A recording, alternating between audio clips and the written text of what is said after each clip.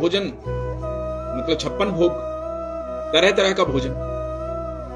तो ग्वाले ने मन ही मन कहा कि आज भोजन बहुत ज्यादा बना है और अलग अलग तरह के पकवान बने, तो बनाने में थोड़ा समय लग गया, शायद इसलिए देरी से आया।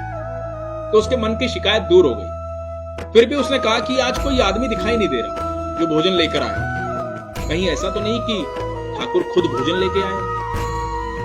क्योंकि वो कृष्ण का इतना अनन्य भक्त था, इतना प्रेम कृष्ण से करता था कि उसे विश्वास था कि कृष्ण कभी भी उसके पास आ सकता है।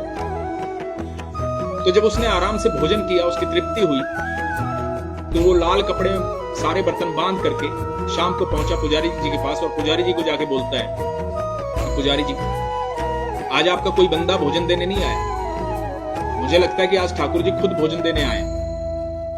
पुजारी जी ने देखा भोजन आज, और पुजारी जी को लगा कि आज तो भोजन बना ही था, क्योंकि आज तो एकादशी का दिन है, आज तो व्रत है। और पुजारी जी ने देखा उसके हाथ में वो लाल मखमली कपड़े में जो बर्तन है, वो बर्तन है जिसमें रोज ठाकुर जी का भोग लगता है, जिसमें खुद ठाकुर जी भोजन करते हैं। तो पुजारी जी ने पूछा कि कोई भी तुम्हें देने नहीं आया था? बोले नहीं, मुझे तो एक आवाज आई थी, उसने कहा ग्वाले भोजन कर ले। मैं वहां गया तो वहां कोई मिला ही नहीं। पुजारी जी को लगा कि वाह, ठाकुर जी मिले आज इसे, ठाकुर जी स्वयं इसके लिए भोजन लेकर गए। तो पुजारी जी ने सोचा कि ठाकुर जी का इतना अनन्य भक्त है तो इसको मंदिर से दूर नहीं भेजता। तो पुजारी जी ने कहा कि आज से तुम्हारी जो ड्यूटी है वो यहीं पर है। तो उसने कहा मतलब? बोला मतलब ये कि रात को चौकीदारा तुम करो, मंदिर का ध्यान तुम रखो, कोई भी मंदिर में आए जाए नहीं। मंदिर के द्वार बंद होने के बाद तुम्हारी ड्यूटी शुरू हो, तो पूरी रात तुम पहरा दो। तो उसने कहा ठीक। तो उस रात से उस ग्वाले की जो है ड्यूटी शुरू हो, तो वो मंदिर की चौकीदारी कर रहा है। दोस्तों, आधी रात को पता है क्या हुआ? आधी रात को स्वयं बाके बिहारी बाहर आए। बाके बिहारी बोले कि मुझे जाने दे, और उसने उसे रोक लिया। जब उस ग्वाले ने ठाकुर को रोक लिया तो ठाकुर जी ने पूछा भाई मुझे क्यों रोक रहा है, मुझे तो जाने दे। बोला नहीं, मुझे पुजारी जी ने बोला है कि यहां से कोई भी आए जाए नहीं, तो मैं अपनी चौकीदारी पे हूं, तो आप भी अंदर जाइए और यह आराम का समय।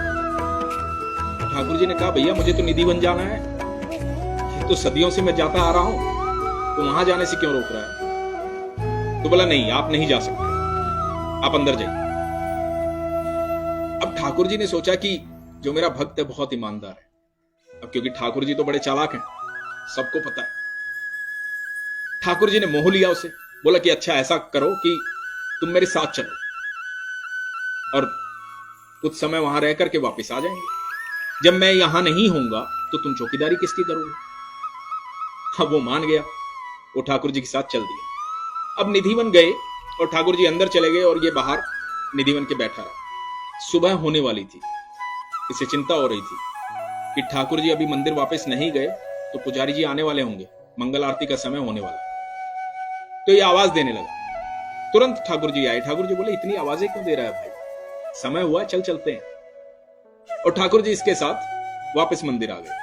अब ठाकुर जी मंदिर आकर के मंदिर के अंदर चले गए, ये बाहर पहरा देने लगे।